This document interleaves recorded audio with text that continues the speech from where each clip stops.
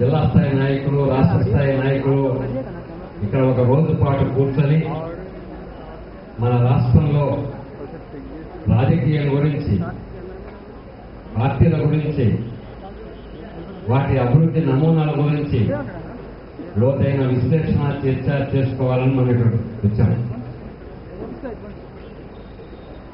ఇవాళ రాష్ట్రంలో ఉన్నటువంటి రాజకీయ పరిస్థితుల మీద మన ఊళ్ళో భవిష్యత్ కార్యక్రమానికి మనం రూపుదిద్దాల్సిన అవసరం ఉన్నది. రాష్ట్రంలో రాజకీయ సంక్షోభం, నాయకత్వ సంక్షోభం నెలకొని ఉన్నటువంటి దశలో దిశానిర్దేశం చేయడం కోసం సంక్షోభరహితమైనటువంటి రాజకీయానికి, రాష్ట్ర పురోభివృద్ధికి ఒక మార్గాన్ని చూడాల్సినటువంటి తరుణంలో మనం ఉన్నాం.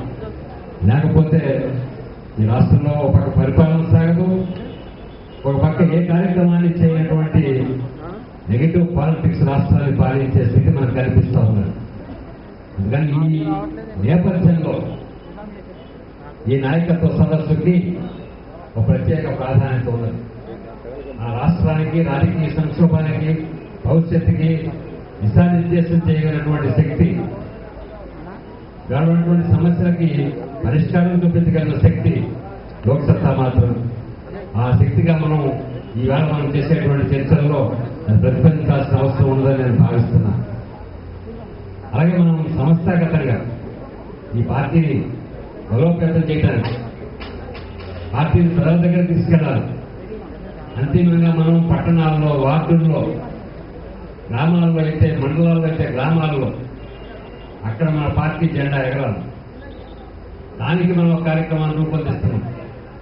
ప్రజల మధ్య పట్టణాల్లో, వార్డుల్లో, మండలాల్లో, గ్రామాల్లో ఈ పార్టీ జెండా నిలబెట్టేటువంటి నాయకత్వాన్ని రూపొందించడం వల్ల మన ముందున్న కర్తవ్యం. దానికోసం ఈ రోజంతా మనం వెచ్చిద్దాం. దానికి కావాల్సిన మార్గాలు అన్వేషిద్దాం.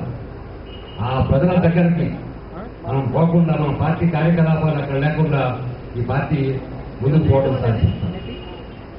అంతిమంగా ఈ పార్టీ పట్ల ప్రజల ఆదరణ పెరగాలి అంటే మనకున్నటువంటి చిట్ట చివరిది ప్రజా సమస్యల మీద కార్యకలాపాలు.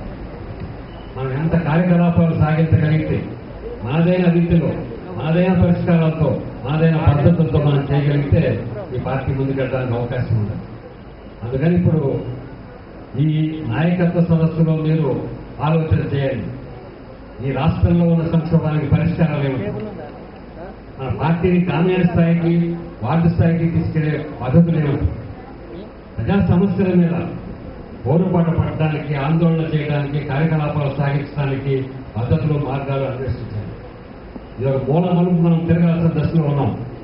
ఈ రాష్ట్రాన్ని ముందు నడిపించడం కోసం కావాల్సినటువంటి మలుపు కావాల్సిన అవసరం ఉన్నది. దానికి కావాల్సినటువంటి ఆలోచనతో మనం ఇక్కడ నుంచి బయలుదేరాల్సి ఉన్నది.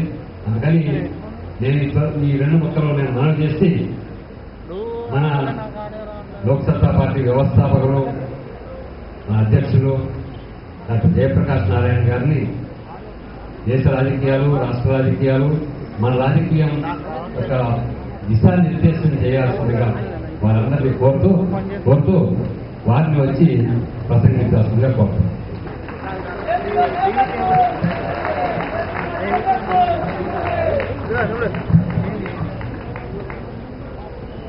మిత్రులారా, ముందుగా మనందరికీ స్ఫూర్తి ప్రదాత, మన జాతి పిత, మానవాళికే గత 1000 సంవత్సరాల్లో ఒక మహోదాత్తమైనటువంటి నాయకత్వాన్ని, మార్గాన్ని చూపెట్టిన మహామనీషి, జాతిపిత బాపుకి మీ అందరి తరఫున, నా తరఫున శ్రద్ధాంజలి ఘటిస్తున్నాను.